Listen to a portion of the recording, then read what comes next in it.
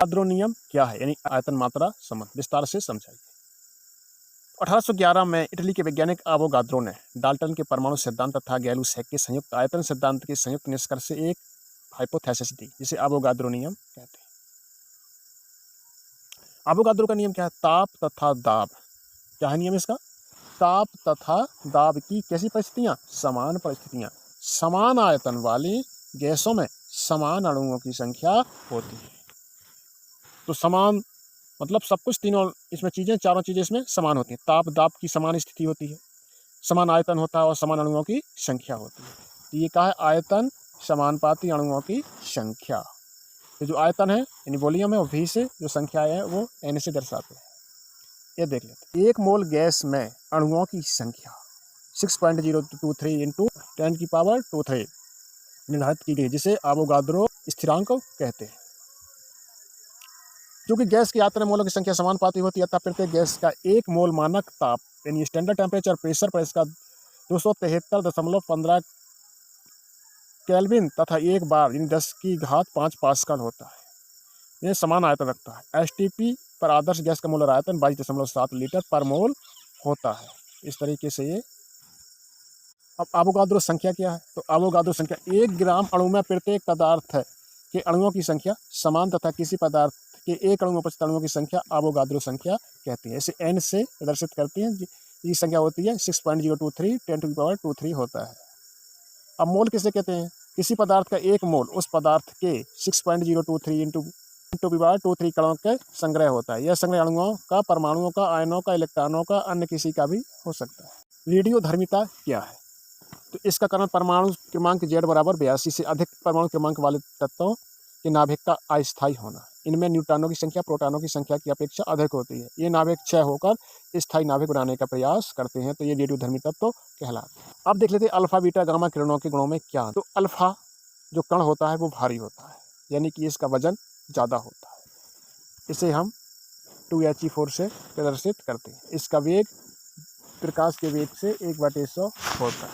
इसकी भेदन क्षमता बहुत कम होती है। ये पन्नी को पार नहीं कर पाती। अब बीटा किरणों को देख लेते हैं। ये इलेक्ट्रॉनों की बनी होती है। क्या की बनी होती हैं? ये इलेक्ट्रॉनों की बनी होती है। ये धनावेशित हीलियम की बनी होती हैं, इलेक्ट्रॉनों की बनी होती हैं। और गामा किरणें जो होता है ये न्यूट्रल होती है, इसमें कोई आवेश नहीं होता है। ये बीटा किरण, इनका वेग प्रकाश के वेग से 1/10 होता है। इनकी भेदन क्षमता थोड़ा अधिक होती है। ये आयनित करने की क्षमता अल्फा किरणों से कम होती है। अब गामा किरणें देख लेते हैं। तो गामा किरणें क्या होती हैं कि इनमें कोई आवेश नहीं होता है। ये एक्स किरणों के समान चुंबकीय तरंगें हैं, जिनका वेग प्रकाश के वेग की बिल्कुल भेदन क्षमता सबसे ज़्यादा होती है। मोलरता क्या है? 1 लीटर बिलियन में उपस्थित मोलों की संख्या को मोलरता कहते हैं। तो मोलरता क्या है? 1 लीटर बिलियन में उपस्थित मोलों की संख्या को मोलरता कहते हैं। कैपिटल M बराबर मोलों की संख्या बटे आयतन 1 लीटर में। काय में? V काय में? ये 1 लीटर में। अब हम मोल ललता बता रहे हैं। तो 1 किलोग्राम भार में उपस्थित 1 किलोग्राम भार में उपस्थित अणुओं की संख्या को मोललता कहते हैं। नॉर्मलता क्या है? 1 लीटर बिलियन में उपस्थित ग्राम तुल्यांकों की संख्या को हम नॉर्मलता कहते हैं। अब घर्षण बल कैसे कहते हैं? घर्षण क्या है? घर्षण क्या है? यदि हम चलते हैं, उठते हैं, बैठते हैं तो हम ये सब घर्षण के कारण ही करते हैं। तो जब किसी हल्की वस्तु, भारी वस्तु को किसी समतल या अनंत तल पर खिसकाया जाता है तो वह वस्तु क्या हो जाती है? गर्म हो जाती है। तो यही गर्म होना इस बात को शो करता है कि इसमें घर्षण लगता है। तो 2 वस्तुओं की विपरीत दिशा में जो गति होती है तो एक बल सक्रिय हो जाता है, जिसे हम घर्षण बल कहते हैं। वृत्तीय गति, घूर्णन गति के उदाहरण दीजिए। तो वृत्तीय गति तो आप जानते हैं, जो वृत्ताकार पथ में होने वाली गति को हम वृत्ताकार गति कहते हैं। घर्षण बल कितने प्रकार का होता है? इसकी विशेषता लिखिए। तो घर्षण बल 3 प्रकार का होता है। स्थैतिक घर्षण, यानी कि जब कोई वस्तु स्थित है और उसे खिसकाते हैं तो वह स्थैतिक घर्षण है। सर्फी घर्षण, जब कोई वस्तु सरकती है यानी सरकती है तो उसकी सतह पर लगने वाले बल को सर्फी घर्षण कहते हैं। लोटने घर्षण, जब कोई वस्तु लुढ़कती है तो उसके बीच जो घर्षण उत्पन्न होता है उसे लोटने घर्षण कहते हैं। तो घर्षण की विशेषता क्या है? 2 सतहों के मध्य लगने वाले बल को हम घर्षण बल कहते हैं। यह पृष्ठीय क्षेत्रफल निर्भर नहीं करता। शक्ति क्या है? तो शक्ति है कार्य करने की क्षमता को हम शक्ति कहते हैं। कार्य करने की क्षमता को जंतु में कोशिका भित्ति नहीं पाई जाती है। पादप कोशिका में कोशिका भित्ति पाई जाती है। जंतु कोशिका में कोशिका झिल्ली पाई जाती है। पादप कोशिका में कोशिका झिल्ली नहीं पाई जाती है।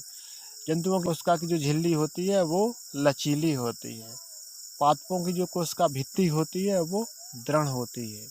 जंतु कोशिका में क्लोरोफिल नहीं पाया जाता है। पादप कोशिका में क्लोरोफिल पाया जाता है।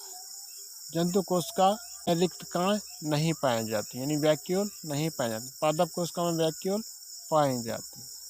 जंतु कोशिका में क्रिस्टल नहीं पाए जाते, लेकिन पादप कोशिका में क्रिस्टल पाए जाते हैं। संचित भोजन ग्लाइकोजन के रूप में होता है, जबकि पादप कोशिका में जो भोजन है वो स्टार्च के रूप में इकट्ठा रहता है। जंतु कोशिका में प्लास्टिड नहीं पाए जाते हैं, जबकि पादप कोशिका में प्लास्टिड पाए जाते हैं।